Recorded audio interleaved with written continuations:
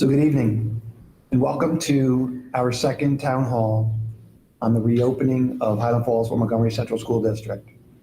I'm Dr. Frank Sheboy and I'm joined by Dr. Andrea Tejador.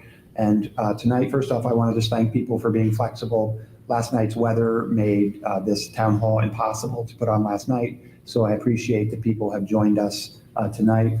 Just like we did last week, we will be recording this and posting it to our website for future reference if anybody is interested.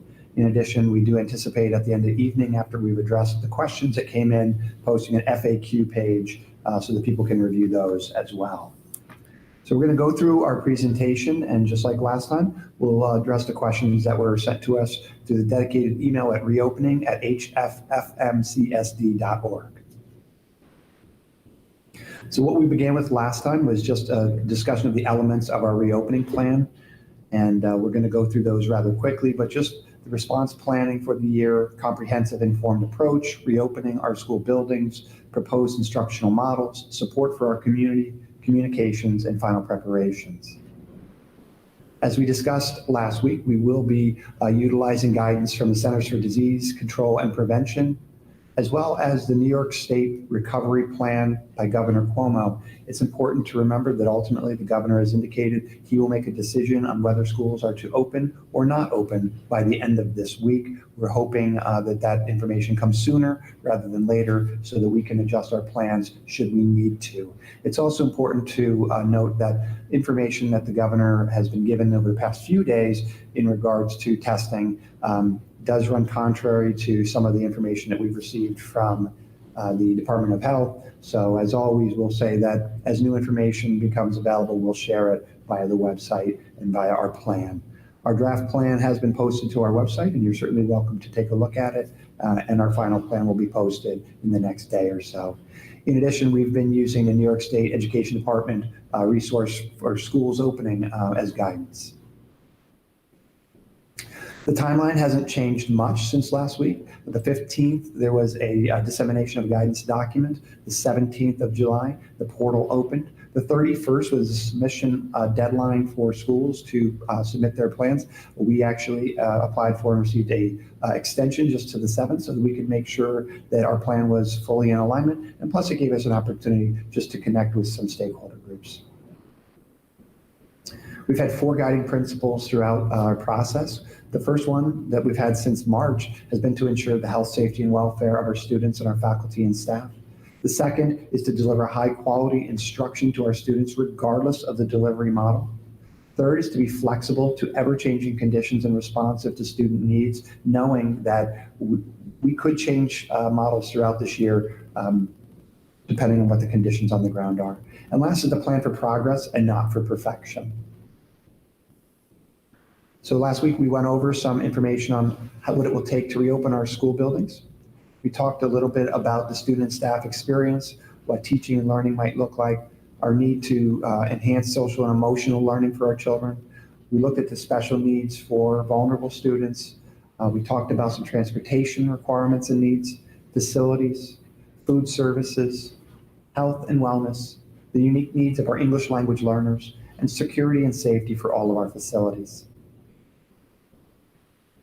In addition, we discussed some of the measures that we're looking at, which include limited hallway traffic, periodic screening, required daily screening for faculty and staff, but periodic health screening for students, socially distanced workstation, reduced classroom seating with social distancing and masks, sanitation stations, the limiting on sharing of equipment, virtual meetings like this one whenever possible, and increased use of sanitation and PPE. We talked about some of our signage in our buildings that's going to specify and enforce social distancing, as well as just the logical things that we can do non-pharmacologically to help stop the spread of germs, including COVID-19. We talked about some of our preparation, and we included just where we are as some of our PPE orders. So we currently have 3,500 cloth masks on staff. Those are on hand. Those are reusable cloth masks that are washable. We'll be making those available to faculty and staff. They look something like this. In addition, we have 50,000 disposable masks on order. They would be provided to students who either A, can't afford them, or B, forget their mask on a given day. We have 8,000 pairs of gloves on hand, 100 sanitizer dispensers in the district, and 50 gallons of hand sanitizer. We have 4 disinfecting machines and 14 additional ones on order, and we have a supply of disinfectant for 12 months. We currently have MERV 8 filters for all of our air filtration with a 3-month change protocol, and we have a 12-month supply of those, and those do meet the New York State Education Department requirements for school buildings. We have 27 non-contact thermometers for our buildings, and we have tissue boxes in-house as well as more on order. We talked about some of what we've been doing to prepare for health and safety and what we're going to continue to do when the schools open up. So again, COVID screening for staff and students, temperature screening. Again, we will require families and our faculty and staff to check their temperature prior to leaving for school.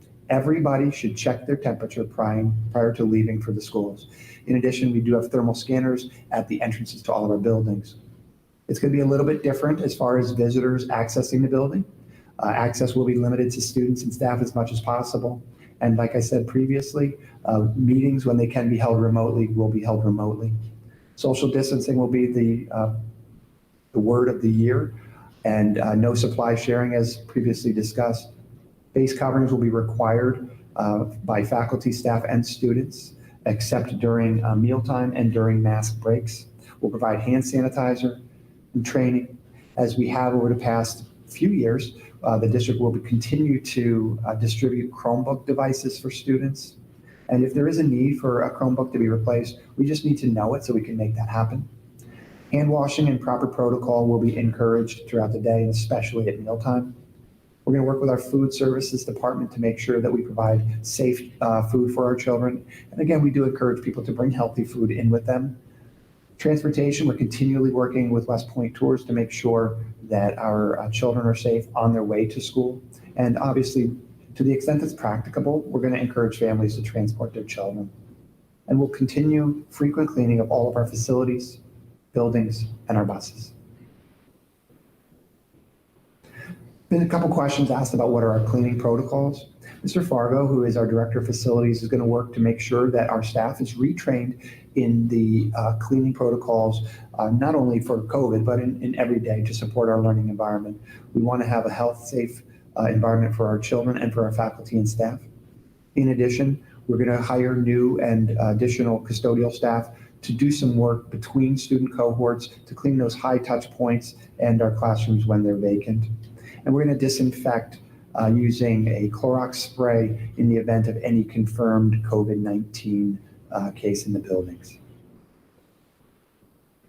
Classroom environment, we spoke of a lot of this already, but managing class size to maximize social distance, requiring face covers for students and staff, cohorting our students to minimize the exposure and allow for contact tracing by the Department of Health, create in-classroom meal services, hand washing breaks throughout the day, and then encouraging digital resources for instruction.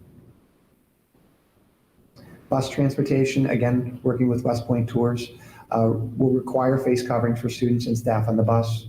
Our goal is to modify the bus routes to accommodate the reduced occupancy, intensified cleaning of protocols for transportation, especially in between routes, evaluate options for screening and the requirement for face covers. Again, masks must be worn. There is a question that we'll address later on about will we take temperatures as children get on the bus? No, we're actually going to expect families to have taken their children's temperature before they send them to the bus. Encourage social distancing at pickup and drop-off points. Again, our food services, Aramark has been a great partner with us, and one of the things that they were able to do was make our food available to children from March to June, and it was a really big help for us, and we're going to continue that in the event that we transfer to a virtual throughout the year, and as we begin virtual at the beginning of this year. The other highlight I just want to talk about there is, again, we're looking at meals being delivered to and eaten in our classrooms, and also looking at adopting a cashless, touchless point of sale for our cafeteria service lines. Things are going to look a little bit different as far as extracurriculars and athletics. So again, a phased-in approach to participation in activities and athletic programs. We have a question or two on athletics, and we'll address those later on. We're going to continue to monitor and follow the guidance of the New York State Public High School Athletic Association. Extracurriculars that we can conduct virtually, we will. And again, just limiting shared equipment and working with Healthy Kids, our partner for childcare, to see if we can meet all the needs that arise throughout the year. It's important to remember these reporting the well-being protocols that we have. So again, prior to departure from home, families should check their children's temperature to rule out fever or other sign of illness, and they should stay home if they're ill. Illness is an excused absence. All will complete COVID screenings prior to arriving in the building. And like I said, I can't stress this enough. This is only going to work when ill people stay home. If you're not well enough to come to school, don't come to school. That's faculty, staff, and children. Upon arrival to the school, anybody walking in the buildings will walk through a thermal scanner area, and their temperature will be taken. It won't be recorded, but it'll help us to identify if anybody does have a temperature of 100 or higher. And physical distancing will be observed at all times as people enter the building. And again, we ask that staff and faculty refer any student or adult with obvious signs of illness to the health office. Just like last week, we've asked Dr. Tejedor here so she can explain where we are as far as our instructional models, a little bit of development since last week. So I'm sure that there's a lot to be learned. Thank you. It's a pleasure to be here this evening again to address the community regarding the instructional models that we've considered for the school year. We've looked at multiple scenarios, and we also understand that as we begin to look at opening the school, we may in fact have multiple scenarios in play at different times throughout the school year.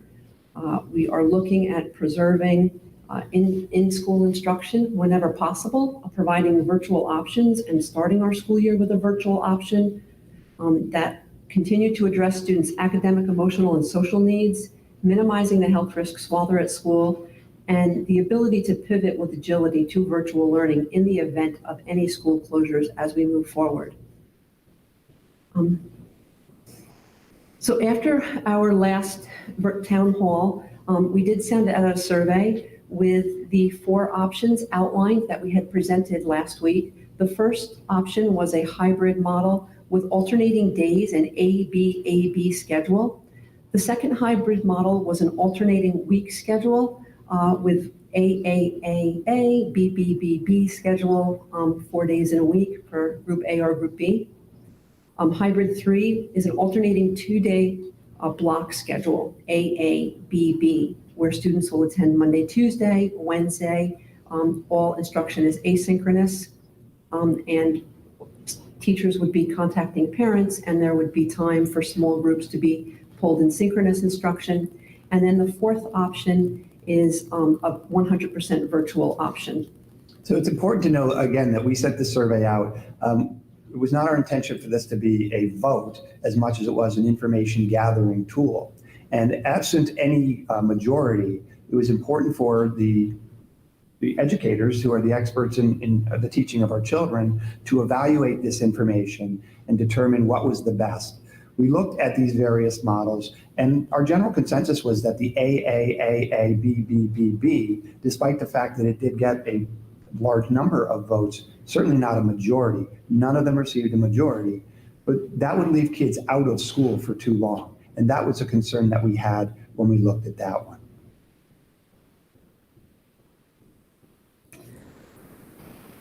So as we discussed last week, we will be starting the school year on September 1st for faculty. September 1st, 2nd, 3rd, and 4th will be professional learning days, superintendent's conference days for the teachers.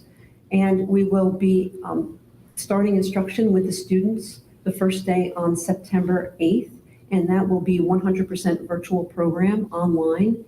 And we had outlined some of the advantages and disadvantages previously. We're hoping that with the advantages, the teachers will actually have this time with the teachers without masks on. So they'll be able to connect with the students virtually without the masks interfering with getting to know what the students look like and build rapport with them in the digital environment. Then we'll be transitioning to a 2-day block schedule with 2 groups, Group A and Group B. Group A will be in school on Mondays and Tuesdays. Group B will be in school on Thursday and Friday. Again, Wednesdays are open for asynchronous instruction, virtual instruction for small groups of students, and also time for teachers and administrators to reach out to parents and students to support them. We talked a little bit about the advantages of this model and students having live interaction with the teachers each week. It allows them to use flipped learning opportunities with the students by making resources available before and after their class time. Also, consistency for scheduling and planning, and we can group the students and schedule them together and maintain contact with the students over a 2-day period, and also give the teachers time to build relationships with the students in 2 days back to back. So we wanted to share this evening how we'll be phasing into a hybrid schedule from the virtual schedule. On September 21st, we will start to bring students back to school using the hybrid schedule. Who will be coming back that week? We'll be starting with our youngest students in kindergarten through 2nd grade, 3rd grade students, the 9th grade students, and all special education students in self-contained classrooms. The kindergarten through 2nd grade students, 3rd grade students, and 9th grade students will come back on a 2-day block schedule. Again, they'll be in 2 groups, A and B. The A group will come on Monday and Tuesday, and the B group will come on Thursday and Friday. All special education students in self-contained classrooms will be back in school Monday, Tuesday, and on Thursday and Friday. So they'll be with us for 4 days. The second week, or the following week of September 28th, who will be phasing back? It will be all of our students, grades K through 12. Again, we'll be implementing the 2-day block schedule. Students, however, we do have a special schedule that week because Monday, September 28th is a holiday. So the A students will be coming back on Tuesday and Wednesday, and the Group B students will come back on Thursday and Friday. The following week, October 5th, all students will be returning to school in the hybrid schedule, K-12. Again, it will be the 2-day block schedule, AABB. Group A students will be in on Monday and Tuesday, and Group B students will be in on Thursday and Friday. We want to talk a little bit about support for our school community, looking at the needs of the students and the parents and the teachers. One of the things that we'll be focused on with all of our schedules, as they're outlined in the reopening plan, is there's a strong social emotional well-being component in the schedules, where the teachers will be looking at a lot of the information in terms of how do we support our students based on the transition that they've had to experience recently with COVID-19. And we will be building in time for community circles, time for teachers to connect with students in homerooms, and also looking at the Positivity Project that we've been using at the Highland Falls Intermediate School. For professional development for the faculty, we'll be continuing our work with implicit bias training. We'll also be looking at training on the new health and safety protocols that we'll be putting in place. Also looking at the new technology that we'll be using and training the professional development for teachers on the new technologies and best practices for teaching and learning in virtual environments and in hybrid learning environments.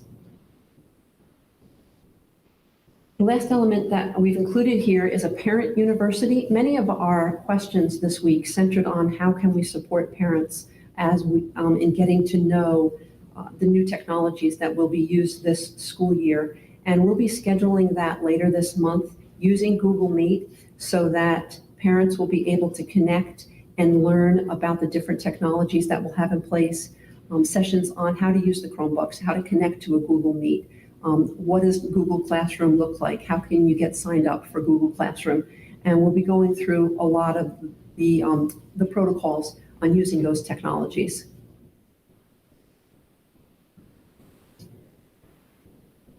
So the next section we talked about last week and we'll continue on is our communications. So again, we created a new website for our reopening plan, and that can be accessed through our traditional website at HFFMCSD.org. There, right at the banner, you can click on it, and that's reopening 2020-2021. But in addition, we're trying to use more of our automated voice and email systems. Back one. Sorry. Thank you. Social media posts and platforms, town halls such as this one, published editorials, handbooks, news media coverage, and a designated email for questions, which is reopening at HFFMCSD.org. And that's where our questions that we answered last week and where our questions that we're going to answer tonight are coming from. Some of the final preparations that we are making as we move through. Again, our key dates for the summer, we began with our virtual town hall last week. We had our survey last week. We presented our information to the Board of Education at the end of last week. Again, our submission of our plan to SED was extended to this Friday, but our goal is to get it in probably tomorrow. But we did submit to the Department of Health the health and safety components. Today is August 5th because we were rained out yesterday for our virtual town hall, so that's today. We anticipate that the governor will be making some sort of decision on whether or not schools will be able to open by Friday. We don't know what time. We wish we did. It's been rather hit and miss as far as when information comes out, but as soon as we know, we'll start planning. We have another virtual town hall scheduled for next week on Wednesday. And then we begin again September 1st through 4th with our superintendent conference days with our faculty and staff. There's still some unknowns, and they haven't changed since last week. Not surprising. We still don't know what we're going to be able to do insofar as parent choice. We do know that if we have medically fragile children or children with medical situations, that those children we will be able to accommodate a full remote should they need a full remote for the year or for a time period.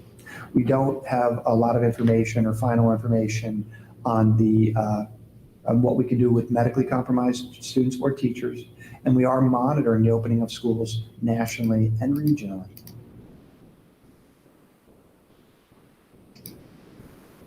So that includes the presentation component of our evening of our town hall.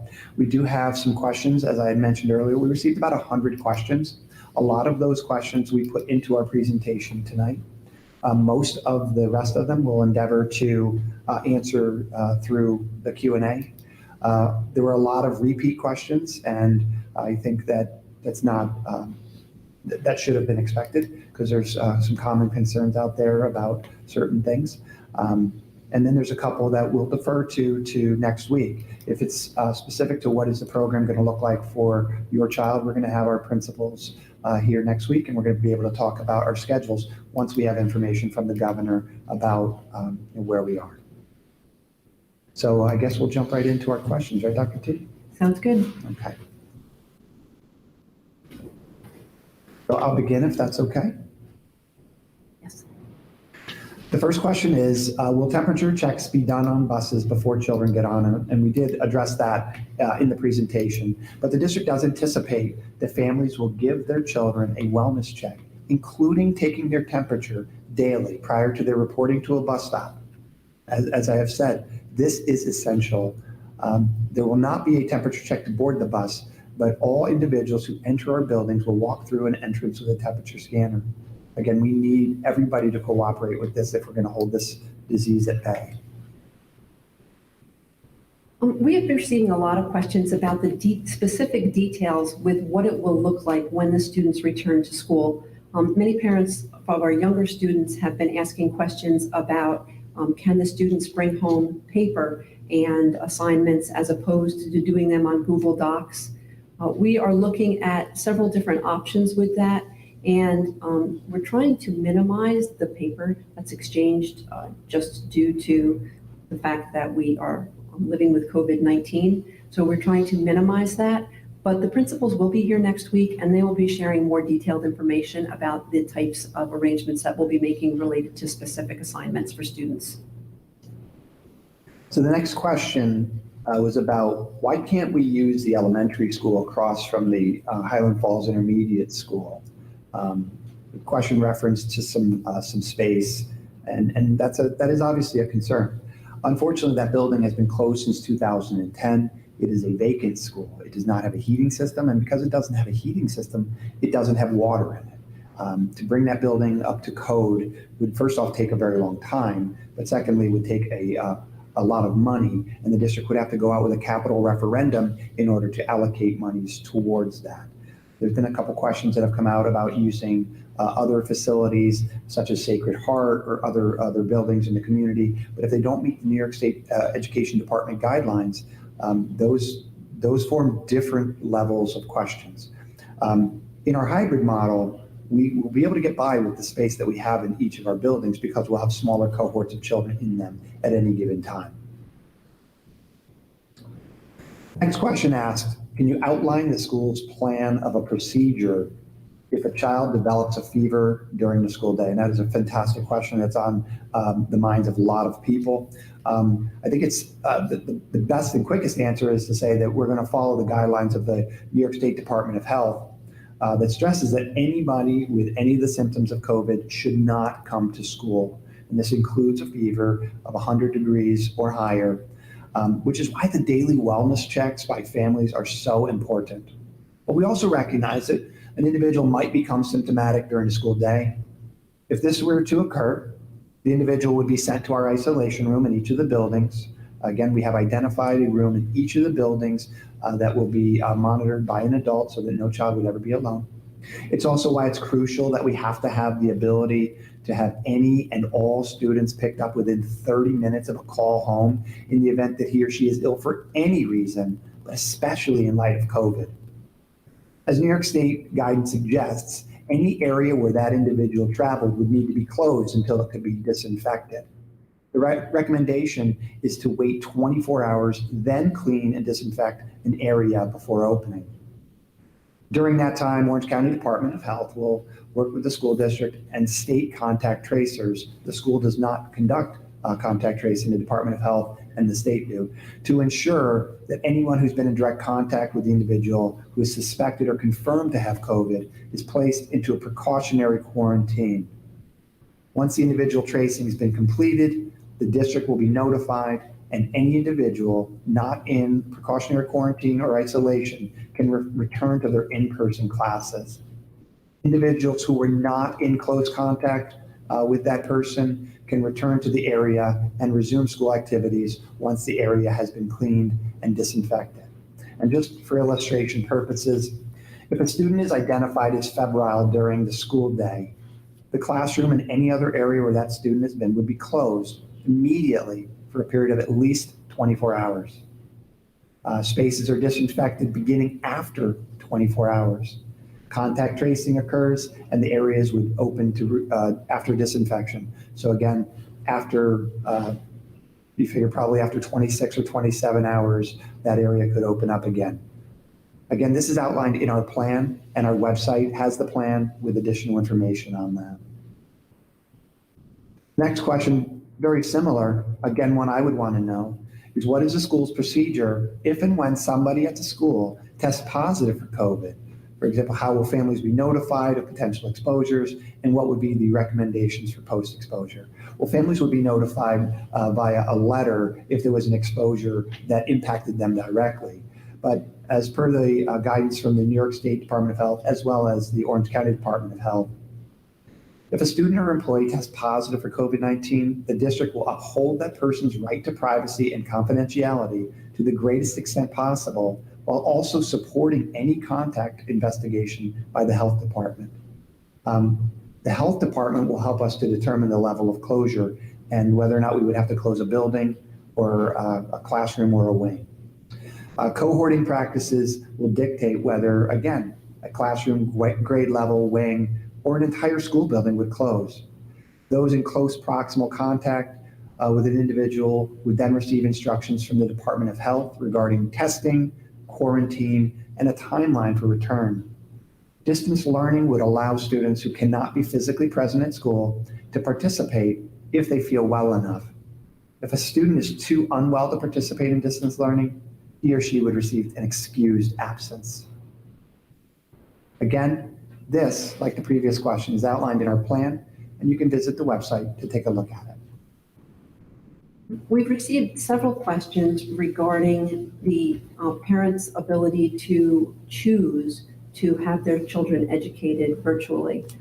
For instance, when and if a hybrid model is decided upon, can we opt to stay home for virtual only learning if we choose to do so for our kids? Or will that only be accepted if there's a medical reason, as mentioned in the briefing last week? So on page 30 of the guidelines from the New York State Education Department, it states students who have family members who are in high-risk groups may also need to attend school remotely. Schools will need to make accommodations and be able to accommodate the needs of these students in the school community. Similarly, on page 31, if the parents or guardians choose not to send their child back to school, schools will need to provide instruction remotely. Again, this is one area that we do not have guidance on from the State Education Department right now. We are awaiting additional guidance from the state in regards to this and anticipate doing everything we can to meet the needs of our children and our families as we start to prepare to identify these types of requests. And we do anticipate that the governor may address that specifically in his directions to schools. We're not sure of that, but the governor has been speaking about families and their need to be able to make decisions for their children. So again, we'll wait to have more information.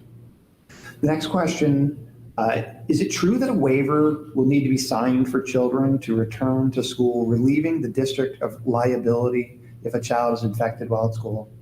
No. We've not seen that. We've not heard it. So simple answer is no. No waiver would need to be signed for children to come to school. We've also had several questions regarding childcare through the Healthy Kids program before and after school. And we are currently working with the Healthy Kids program to define what that will look like. And we'll be posting additional information on the website early next week. The next question says, in response to the number of students positive with COVID before the school shuts down, you mentioned that schools remain open if the region is below 5% and that at 9% schools would shut down. The question is what happens between 5 and 9%?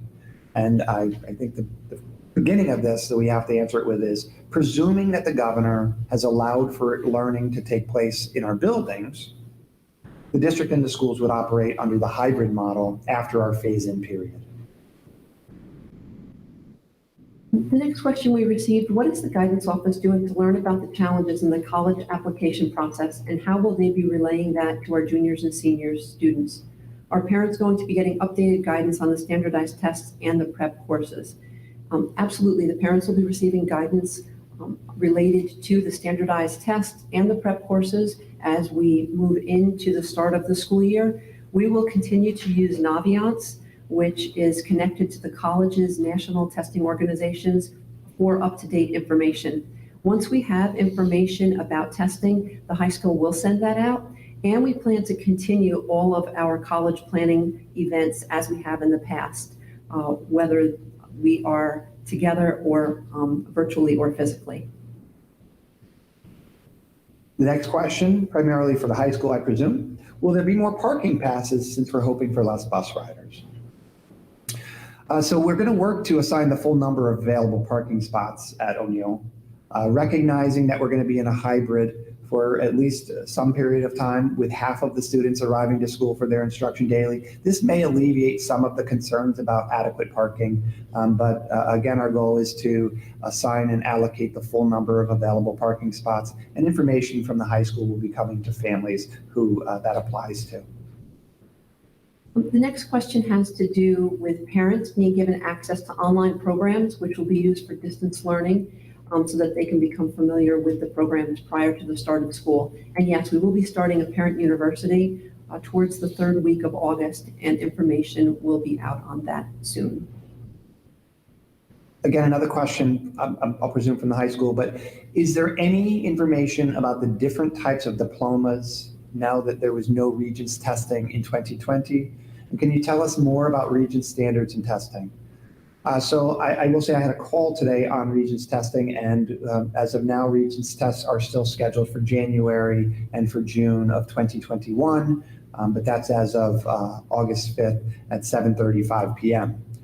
So all the types of diplomas that are currently available in New York State are still being awarded, despite the cancellation of Regents exams for June or August. According to the New York State Education Department, canceled exams that were scheduled are considered exempt. So students who needed an exam that was canceled for the purpose of achieving a specific type of diploma are considered to have met that requirement. So if you were looking for a regular Regents diploma and your algebra exam was canceled last year, you've met that requirement for the one mathematics exam. We had several questions regarding Wednesdays being an instructional day and why there are no synchronous classes scheduled that day. That day is reserved for small group instruction. Teachers may pull together small groups of students using Google Meet, so they would meet with small groups synchronously. They will also provide asynchronous instructions on those days.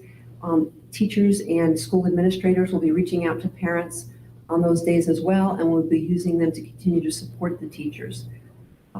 We feel that also for the continuity of our instructional program, we wanted to have the 2 days together for our block, which is Monday, Tuesday back-to-back, and then Thursday and Friday back-to-back. Next question asked about students staying in the same classroom. Would you clarify, will the school day be spent in the same classroom for all classes? We presume it would be different for the elementary HFIS and JIL. Again, it's a great question. Each school is different. We do anticipate that for the Fort Montgomery Elementary School, students will remain in their classroom for the entire day with the exception of recess and mask breaks. We're looking at schedules for HFIS that minimize students moving from classroom to classroom. Instead, has them in an anchor setting, so to speak. This is the norm for the 3-5 classes. But with some scheduling adjustments, we anticipate being able to maximize the time that the cohorts are together in grades 6 through 8 as well. We're looking at the schedule for O'Neill. It's a much more complex schedule, but we know that we have to look at that in order to make sure that rooms are cleaned in between and that we're keeping our staff as well as our children safe.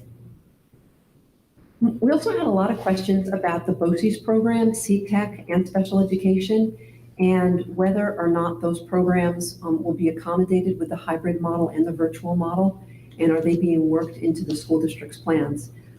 We expect for students who have been scheduled for CTEC and any of our OU BoCES programs to be transported based on the schedule that Orange Ulster BoCES has created for those programs.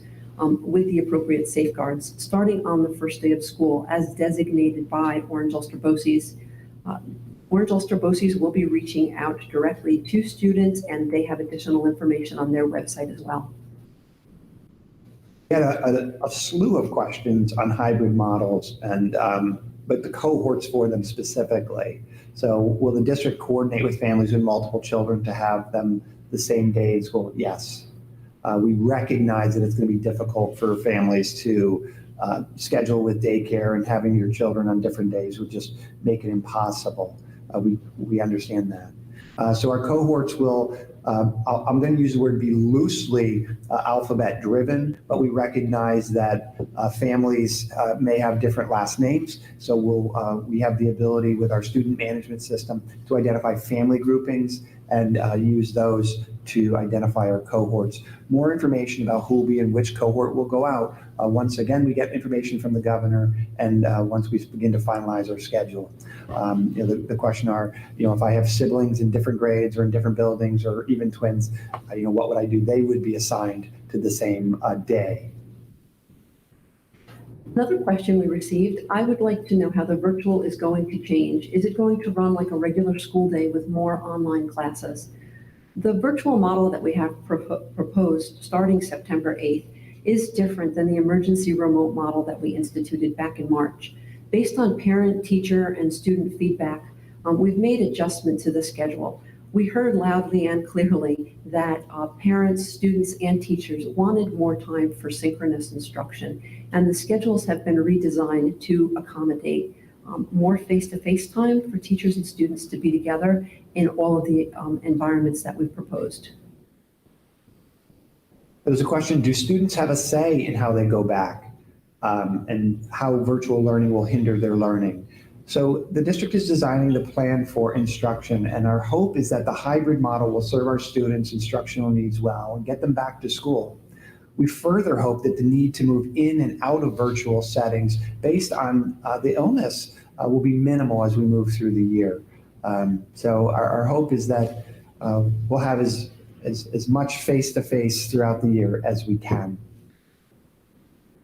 We also had several questions on assessment and how we're going to be able to assess students in terms of their learning and where they ended the last school year and where they are beginning this school year.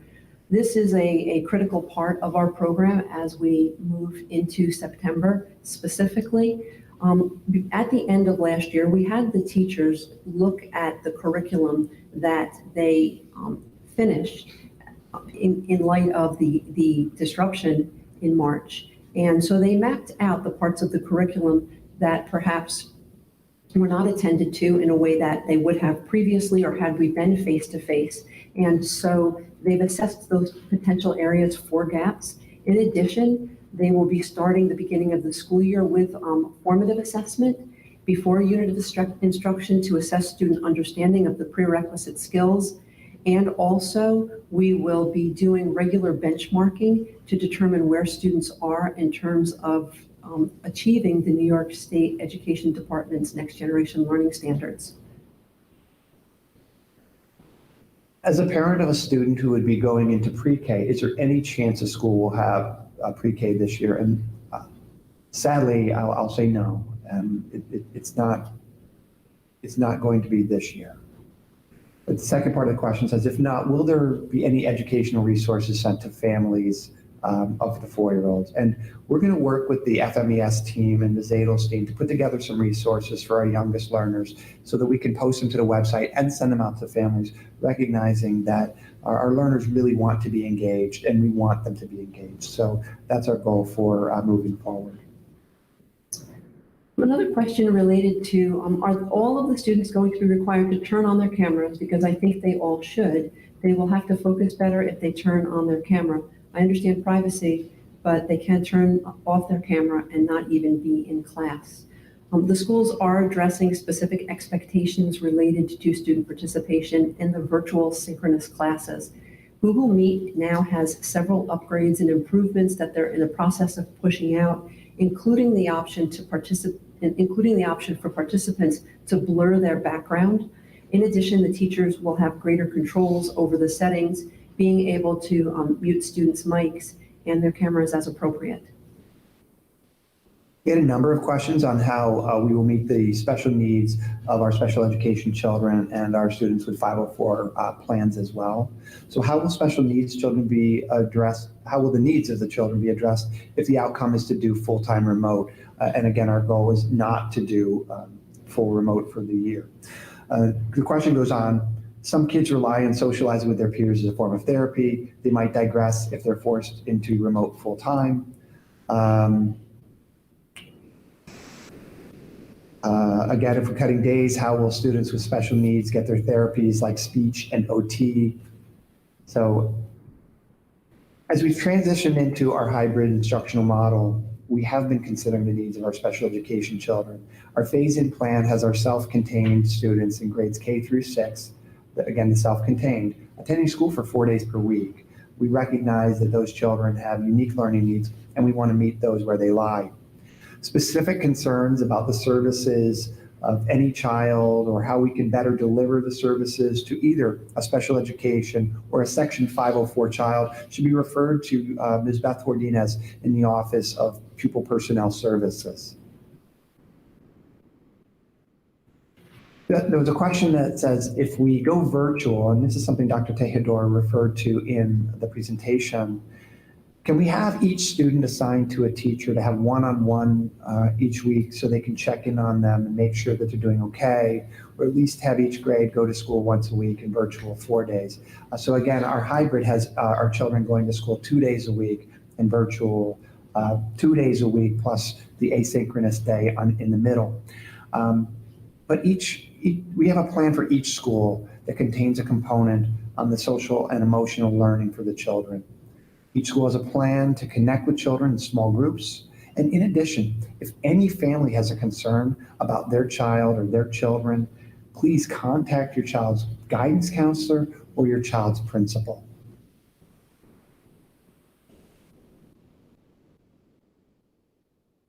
Next question said, in the meeting, it was stated that, I presume they mean the Board of Education meeting from last week. It was stated that all the PPE has not arrived. When will this arrive? Is this preventing school from opening on time? And if so, can parents donate? Our PPE has all been ordered. Not surprisingly, there is a backlog on some of it. We do anticipate that we'll have everything that we need by the time we open, but if we need additional support, we'll reach out to the appropriate entities.